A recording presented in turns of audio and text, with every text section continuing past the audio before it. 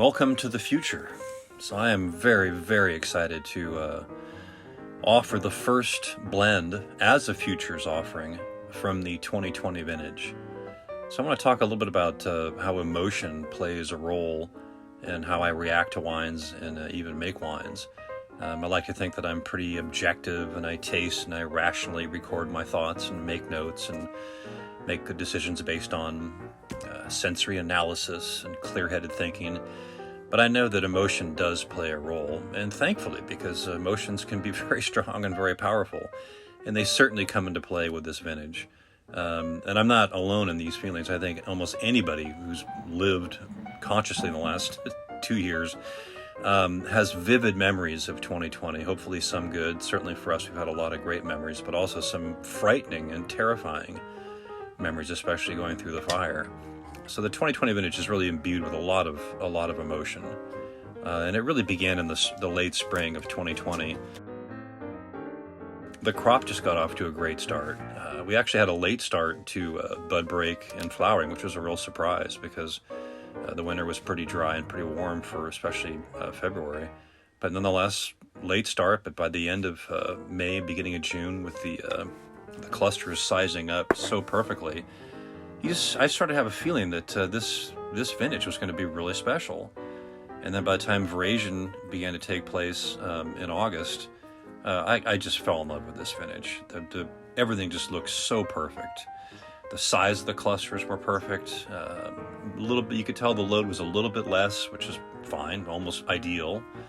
Veraison happened incredibly evenly. There were no straggling, green berries hanging out in the clusters. When they turn purple, they all turn purple. And then the LNU fire started on that bizarre kind of misty, rainy, warm night with all that lightning, which was quite a thing to see. And of course, the fire started the next day, and it was terrifying having fires seemingly all over California, started by this lightning. And as we proceeded into harvest, this overhanging threat of smoke taint was front and center the whole time. And then fortunately, we finished picking the majority of the estate before the glass fire hit, which of course was the most terrifying moment for all of us, to have the fire rage through our property, making us all evacuate, and then coming back at us for seemingly 2 or 3 more passes, and fortunately not taking any of our buildings away or ruining any of our vineyards, but certainly causing the last few blocks that were hanging, we couldn't use them because they were full of smoke taint, as was our Carneros Merlot and our Pope Valley Cabernet and our little Syrah from Coombsville. So at best, we thought we were going to have a shorter vintage, and then there was a lot of anxiety over, well, what we've already picked, is it going to be okay? And when we began tasting these wines in October after the glass fire was out, we were kind of back to our regular schedule, there was a great sense of relief that not only would these wines sound, and we had to wait quite a long time for the lab results because the lab was so backed up, but from our sensory analysis, not only were these wines smoke-free, but they were incredible. I mean, the color was just, especially in the Merlots, was just, I've never seen Merlot that dark and that deep and also layered and expressive.